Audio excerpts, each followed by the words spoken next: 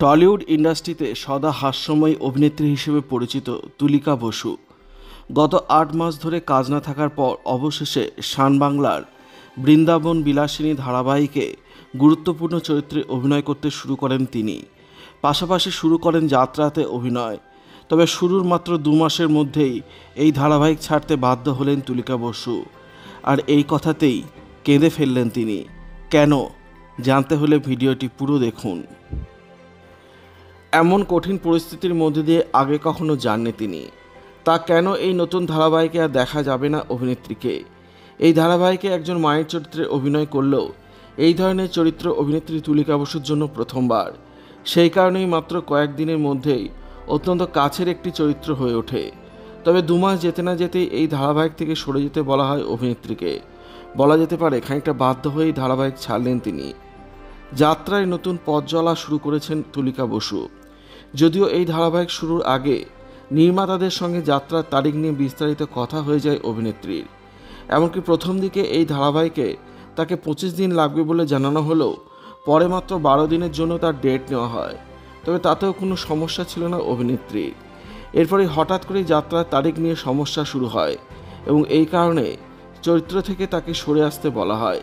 তুলিকা বসুর কথায়, যদি এমন হতো যে যাত্রার জন্য আমার ধারাবাহিকের ক্ষতি হচ্ছে বা আমি ডেট দিয়েও সেইভাবে অভিনয় করে আসতে পারছি না, তাহলে আমার কাছে অতটা কষ্ট হতো না। আসলে একটা রক্তমাংসের চরিত্রকে নিজের মধ্যে গড়ে তুলতে ঠিক কতটা পরিশ্রম করতে হয় তা আমরা শিল্পীরাই জানি। কিন্তু বারবার আমরা আমাদের পরিশ্রম সবটা দিয়েও কেন এই যন্ত্রণা সহ্য করতে হবে? এক কথা, এক ধরনের চরিত্র বলে ধারাবাহিক শুরু হয়, পরে তা সম্পূর্ণ বদলে যায়। সেটা তো আমরা মানিয়ে নিয়েছি। পারিশ্রমিকের ক্ষেত্রেও আমাদেরকে অনেককেই মানিয়ে নিতে হয়।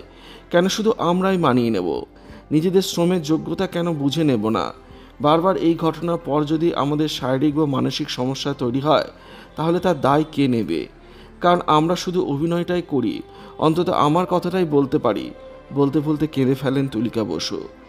তিনি আরও বলেন, আমার মনে হচ্ছে ইন্ডাস্ট্রিতে আমি আর কখনো কাজ করব না। এই ইন্ডাস্ট্রিটা আমার জন্য নয়, কারণ আমি হিসেব করে চলতে পারি না। আমি ওকে তাকে বোঝাতে পারি না। আমি রাজনীতি জানি না। এই ইন্ডাস্ট্রি আমার কাছে অচেনা লাগে। আমি সত্যিই চাইছি না ইন্ডাস্ট্রিতে কাজ করতে। তবে এটাই আমার জীবিকা, তাই জানি না কিভাবে কাটাবো। মনে হয় যত তাড়াতাড়ি চলে যাব ততই বোধহয় ভালো। জীবনে বিভিন্ন কঠিন সময় এলেও কখনোই ভেঙে পড়েননি তুলিকা বসু। এই ইন্ডাস্ট্রি, অভিনয় ও কাজ তার ভালো থাকার অন্যতম রসদ। তবে সেই জায়গা থেকে যখন একাধিকবার প্রতারিত হচ্ছেন, দুঃখ পাচ্ছেন, নিজেকে আর শক্ত রাখতে পারছেন না তিনি। যদিও ইন্ডাস্ট্রি তিনি ছাড়বেন না, কারণ বহু মানুষ তাকে এবং তিনিও তাদের সকলকে ভালোবাসেন। তাই সব খারাপের মধ্যেও তিনি মনে করেন একদিন সব ঠিকই হবে। শিল্পীদের এই দিকগুলি নিশ্চয় বুঝবেন সকলে। তিনি কখনোই আপোষ করার বা মানিয়ে চলার মানুষ নন। তাই এর আগেও কোনো বিষয়ে সত্যি কথা বললেও ব্যাকলিস্ট হওয়ার কথা শুনতে হয়নি তাকে। তবে এখন শুনতে হচ্ছে তুলিকা বসুকে। তবে ইন্ডাস্ট্রিতে ২৯ বছর পার করে যে এমন অনিশ্চয়তার মধ্যে দিয়ে দিন কাটাতে হবে তাকে, তা কখনোই ভাবেননি তিনি।